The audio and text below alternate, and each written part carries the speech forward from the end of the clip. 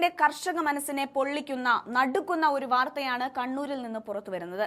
10 വർഷത്തെ ഭരണ നേട്ടങ്ങൾ പറഞ്ഞ് വികസന നായകൻ എന്ന പരിവേഷത്തോടെ മുഖ്യമന്ത്രി പിണറായി വിജയൻ മൂന്നാം ഊഴത്തിന് തയ്യാറെടുക്കുമ്പോൾ അദ്ദേഹത്തിന്റെ സ്വന്തം തട്ടകമായ കണ്ണൂരിൽ ഒരു കർഷകൻ കൂടി ജീവിതം അവസാനിപ്പിച്ചിരിക്കുന്നു.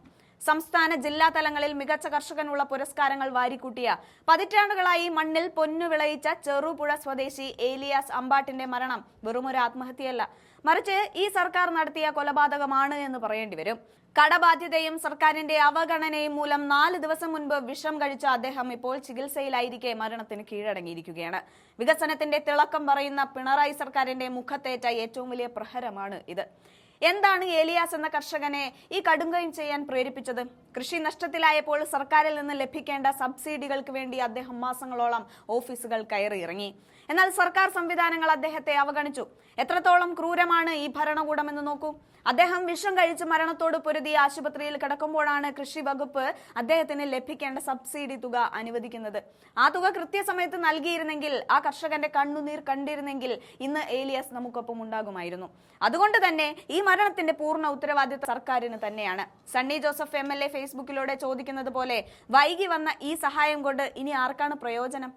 ഇടതുപക്ഷ സർക്കാരിന്റെ കർഷക വിരുദ്ധ നയങ്ങളും കേന്ദ്രത്തിന്റെ വികലമായ കാർഷിക നയങ്ങളും ചേർന്ന് കേരളത്തിലെ മലയോര മേഖലയെ ഒരു ശ്മശാനമാക്കി മാറ്റിയിരിക്കുകയാണ്.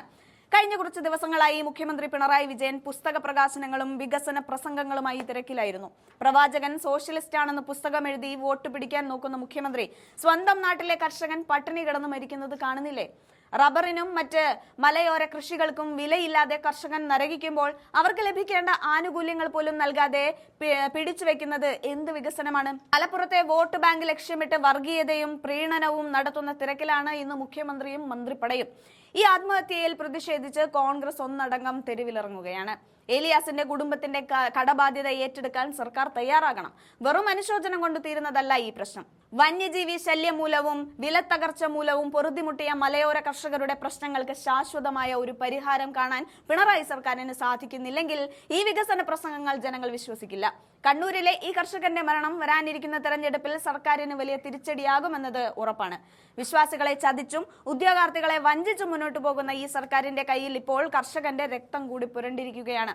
കടബാധ്യതയിൽ ഉരുകുന്ന കർഷകരെ സഹായിക്കാതെ PR ഏജൻസികൾക്ക് കോടികൾ നൽകി നുണ പ്രചരിപ്പിക്കുന്ന മുഖ്യമന്ത്രിയോട് ജനങ്ങൾ ചോദിച്ചു പോവുകയാണ്, ഈ ചോരയ്ക്ക് നിങ്ങൾ എന്ന് മറുപടി പറയും എന്ന്.